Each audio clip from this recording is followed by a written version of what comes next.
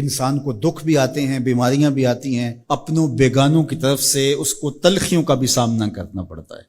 تو اس موقع پر آپ کی زبان کوئی ایسا جملہ نہ کہے جو اللہ کی ناراضگی کا سبب ہو۔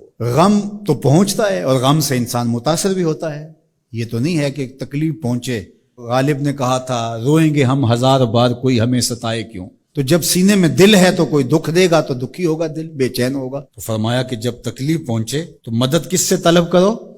صبر سے، کہ اللہ مجھے توفیق صبر دے۔ روایت ہے کہ سلمان رضی اللہ تعالی عنہ حاضر ہوئے اور ان کے چہرے کے اوپر کوئی ایسے آثار تھے کہ جس طرح بہت بڑی پریشانی ہو۔ تو ان کو کہا کہ تمہارا جو دکھ ہے وہ اس کو کہو جو دکھ کا مداوع کر سکتا ہے، غم اسے کہو جو غم خار ہو، جو غم خار ہی نہ ہو اسے غم کہنے کا فائدہ۔ بعض اوقات لوگ خام خواہ بے چین ہوتے کہ میں کو پوچھے تمہیں کیا ہے، چہرے کے اوپر جو ہے وہ خشونت سجائے، چہرے کے اوپر جو ہے وہ اداسی سجائے۔ آپ کو صدمہ پہنچے تو بعض اوقات ٹھیک ہے، انسان بے بس ہو جاتا ہے، اس کے چہرے بچھڑے سے اس کا ظہور بھی ہوتا ہے، لیکن کچھ ایسی چیزیں جو چھپائی جا سکتی ہیں اس کو چھپائیں۔ ہنس کے پی جا تلخی ایام کو ناصر، غم کے سہنے میں بھی قدرت نے مزہ رکھا ہے۔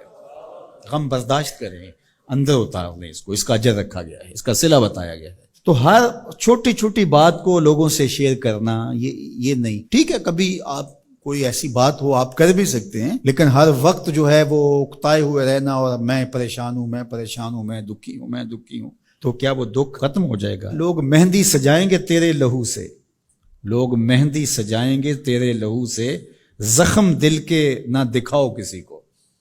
لوگ تو اس سے طرح مذاق بھی اڑائیں گے، اور جب تم ہنستے ہو تو زمانہ تمہارے ساتھ ہنستا ہے، اور جب تم روتے ہو تو زمانہ تمہارے ساتھ نہیں روتا۔ اس لیے یہ آنسو بڑے قیمتی ہیں، وہی بہاؤ جہاں شان کریمی موتی سمجھ کے چن لے۔ یوں ضائع نہ کرو، یوں ان کو برباد نہ کرو، لوگوں کے سامنے رسوا نہ کرو اپنے آپ کو۔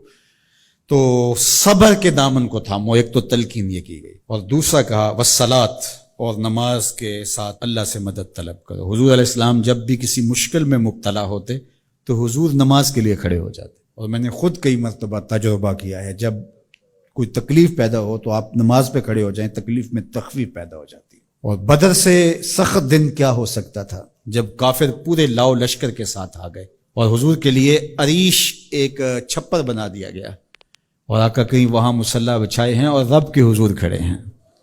مشکل کے وقت جب کوئی سبب نہ رہے تو اس کے حضور آ جاؤ، وہ تمہاری ضرورتوں کا کفیل ہے۔ وَإِنَّهَا لَكَبِيرَةٌ إِلَّا عَلَى الْخَاشِعِينَ، اور یہ بہت بھاری ہے نماز پڑھنا اور صبر کرنا، لیکن جو اللہ کا خوف سینے میں پالنے والے لوگ ہیں، رکھنے والے لوگ ہیں، ان کے لیے مشکل نہیں ہے۔ بچے کو صبح اٹھائیں آپ نماز کے لیے تو وہ اٹھتا ہی نہیں ہے، بار بار کہہ کے اس کو اٹھانا پڑتا ہے، اور اس نے سوات کی سیر کے لیے جانا ہو اور دوستوں کو ٹائم دیا ہو، تہجد کے وقت ہی تیار ہو کے بیٹھ جاتا ہے۔ اس کا مطلب ہے کہ اس کو نماز کا شوق نہیں ہے، اس کا شوق تھا، جس کا شوق تھا اس کے لیے اٹھنا بھاری نہ ہوا۔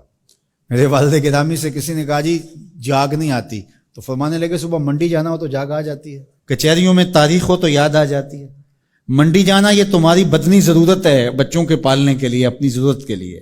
کچہریوں میں جانا خوف ہے، نہ گیا تو میرے خلاف فیصلہ ہو سکتا ہے، تو تمہیں نہ امید ہے اللہ سے اور نہ اس کا خوف ہے، تو پھر کیسے جاگ آئے؟ اور کسی نے کہا کہ حضور نماز پڑھنا چاہتا ہوں، جاگ نہیں آتی۔ اللہ اکبر، کہنے لگے ارادہ اگر پکا ہو تو نیند نہیں آتی، بار بار اٹھ کے ٹائم دیکھتے ہیں وقت تو نہ گزر جائے۔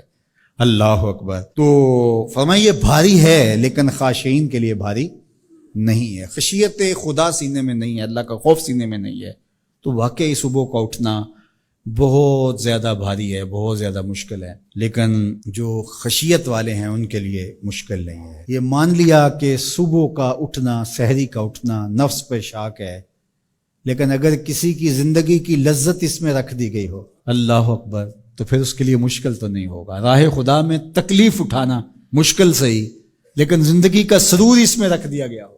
وہ مزہ دیا تڑپ نے میری آرزو ہے یا رب، میرے دونوں پہلوؤں میں دل بے قرار ہوتا۔